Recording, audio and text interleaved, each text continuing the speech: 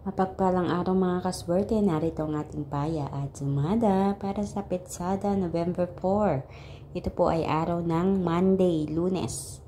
So Lunes pa lang, i-claim natin na saswertehin tayo lalo na pagdating sa pagtaya. Ating paya at sumada ay via STL at Lotto Tips Guide na pwedeng tayaan all nations.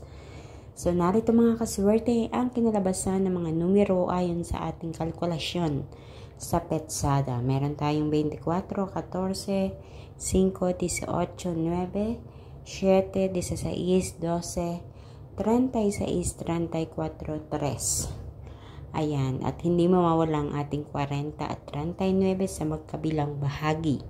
Ganon din naman ang ating butas o ipit na numero na kinuha natin dito sa ating rumble numbers. Meron tayong 8, 33, 35, 4, 13, 17 at 6. So, nasa sa inyo mga kaswerte. Kung gusto nyo kumuha diyan sa ating butas o ipit na numero o kung diyan lang sa rumble numbers. At para naman sa ating Lucky Pompiang 44, 99, 77 at sa ating Lucky Tips Pares 24, 35, 8, 18, 17, 34 at 4, 14. Paalala mga kaswerte, ang mga numerong ito ay hindi hinulaan, hindi po ako manghuhula. Ito ay ginamitan natin ng pamamaraan ng kalkulasyon at sinamahan ko po ng paya at sumada. Hindi rin po ito sure ball. Hindi ko sinasabing ang lahat ng mga numerong ito ay sure ball na lalabas diyan sa inyong mga lugar. Ito po ay paya tips guide nyo po na pwedeng pagpilian. Kasi ang nakakatuwa po dito mga kaswerte, lumalabas po ang mga numerong ito sa iba-ibang mga lugar. So kung hindi man ito lumalabas diyan sa iyong lugar, nangyayari po talaga yun. Hindi naman sa lahat ng oras ay lalabas ito diyan sa iyong lugar. Minsan hindi rin ito lumalabas. Nagkakataon po yun.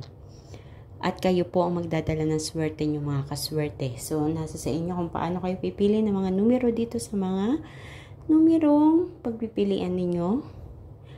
At tanging hiling ko po naway may makatama, may makakuha ng tamang pares na lalabas at tatama diyan sa inyong lugar. Naway may madulutan ng kaperahan ngayong araw na ito. Please don't forget to like my video mga kaswerte. I-share po natin o ibahagi ang video ito upang panood ng iba nating mga kaswerte mahilig tumaya sa STL at Lotto. At syempre, huwag kalilimutan na i-follow ang aking Facebook page with my OFW Life upang updated po kayo palagi sa lahat ng mga ina-upload ko dito na video.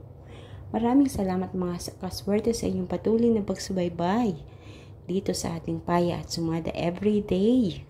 Kaya naman, kita-kits po tayo mga kaswerte hanggang sa susunod nating paya at sumada. Mag-iingat po kayong lahat. God bless everyone po.